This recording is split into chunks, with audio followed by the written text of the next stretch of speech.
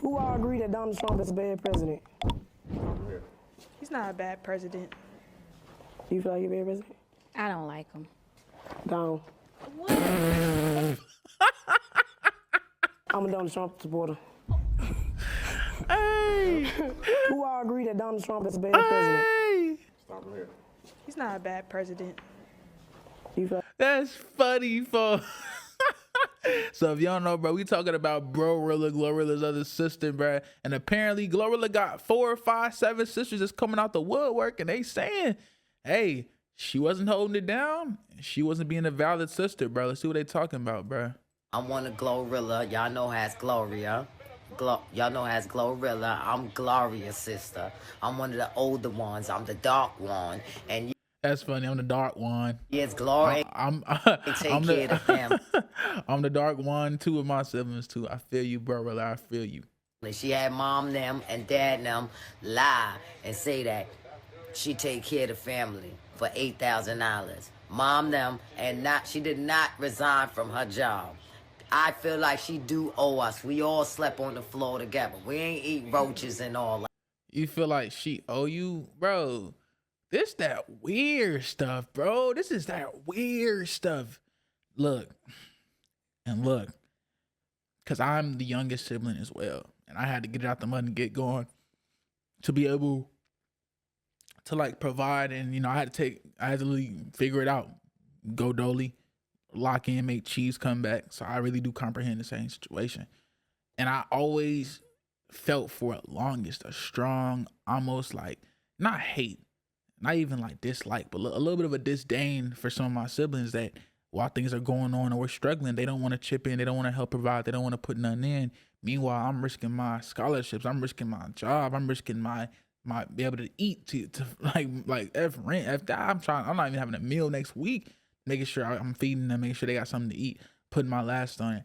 And that type of stuff, it hurts. It does hurt making them sacrifices. But again, that is the situation and the decisions that you as an individual will make. I can't go and be mad at this person for not being in my life or that person for being in my life. I can't go say, oh, well, because you weren't there, I had to go handle all this and now I'm angry at you. What then? What happens after that? Like, do you just turn into this?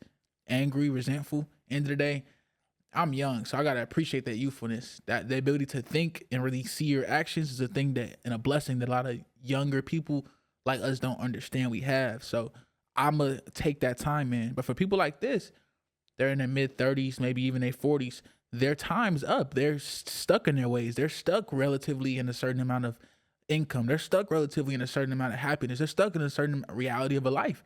They have children. They have this, they have that. My sisters are my children for real. You know what I'm saying? Like I'm the day that I make my family is when I'm done providing for all 7 of them. So again, that freedom that these older people have, it's sad that she took that as her sister taking away from what they had. And like, you can't just switch yourself out for GloRilla. You were a part of her life, but you will never be the essence. You will never be the swag. You will never be the sauce. You might have told her a joke when she was 4 that may have impacted her self-confidence in a positive way, and on some random stuff. You know how siblings be, bro, on some super random stuff, like things like that. And it's where you're like, oh, I see a lot of myself in them, things like that. But they're still them. They're still their own flavor. Just because you've had a strong impact or you've made them don't mean that you can control them. It's just that simple. But we slept on the floor together. She pissed up the bed a lot. I used to have to take the clothes to the laundry and wash them. Mom and them made me. We all got beatings. Scarface the only one that complained, but we all got beaten. But she ain't taking care of the family. She leaving us high and dry. That's so sad that this grown adult working woman is still here as a grown adult working older sibling woman, and she's putting everything on GloRilla, who is another hardworking young woman. She can't provide for all of y'all. She ain't got no kids.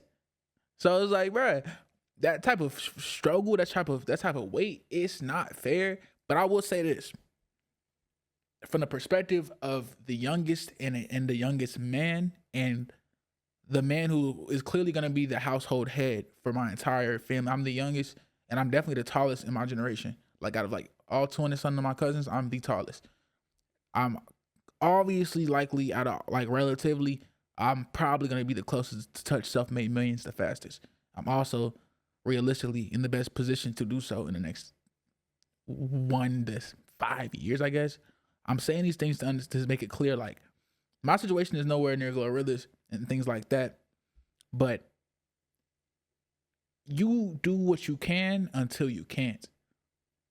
And I assume that she did what she could, but the thing is that she didn't do until she couldn't. She did until she didn't care to anymore. And that's kind of the thing when you are a man of the household versus another person in the household, another woman, things like that. There's a certain sense of responsibility we all have, and that sense of responsibility may be felt by GloRilla, but it's not her burden or responsibility. It's the father's responsibility. Then it falls on the oldest. Then it falls on the brother. Then it falls on the youngest brother. And then it goes that way. Unless the brother is just realistically a jit. That's just how I was raised in the Midwest. Your pops get injured, you go into the mines. Your brother get injured, you go into work. That's how it goes. That's just where I came from. So you do what you do until you can't no more. I wouldn't have stopped. And I could tell that a lot of people, and it shouldn't be a responsibility, but it's a thing that you have the reality to choose those things. For me, I felt as if the amount of anger and hate and shame in my heart, if one of my siblings, God forbid, would have had to potentially do something for some cheese, especially with a man, that type of thing right there, the anger and shame I would have felt made it to the point where I went out of my way to always try to make something happen, because I knew people real life that went through things like that. I knew people that experienced things like that. So it's like, if I could prevent that, and I tried my hardest too, you never know how life goes. You never know what really happens. But to the best of my knowledge, I've prevented those things. So I'm not saying that those things will or won't happen, or if that's a me thing or a not thing or a thankful thing or a disthankful thing. I'm saying that I'm one person in that world who had a similar situation, who put everything on the line for it. This woman right here is outside the club that she can't get in. You're mad that another woman put it on the line for her family, made it happen her own way. And because you didn't personally benefit in the utmost amount, you're now equating that to her not providing, caring, or wishing any positive will for your family, or providing anything that you can't see. That's not it. And that's corned out. And that's exactly why I feel like God put certain people in positions to be able to see in those windows. And clearly, this GloRilla shawty is outside for a reason. She did, come on, man. The other sister driving a Malibu, Scar driving a Malibu. I'm driving a hoopty Kia. But who's that on? Is that on GloRilla? Because you driving a hoopty? She don't even sound look like the other two. Nah, that's fool. Because I got a bunch of different siblings of different complexions. I'm the darkest of all my siblings, and I'm the youngest. So all my siblings are all like fair. Majority of them, like over like 70% of my siblings are fair complexion, like lighter complexion. My literal great grandfather is a white Irish man, bro. Literally. So that's crazy. Like, that's actually very, very crazy. So how life grows. My mother's very fair complexion as well. So it's like, that don't matter, bro. We all family, bro. Genetics are wonky. They're very wonky. All of my siblings, most of my sisters look exactly the same, but genetics when the boy come out can be completely different. So you know how that go, bro. Yo, they said she look like Chad Ochocinco. Nah, why they fry her up like this, bro? They doing her dirty.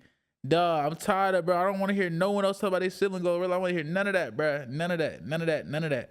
Folks said so. All of those. No. That might be the most out of pocket comment I've seen all day. Period.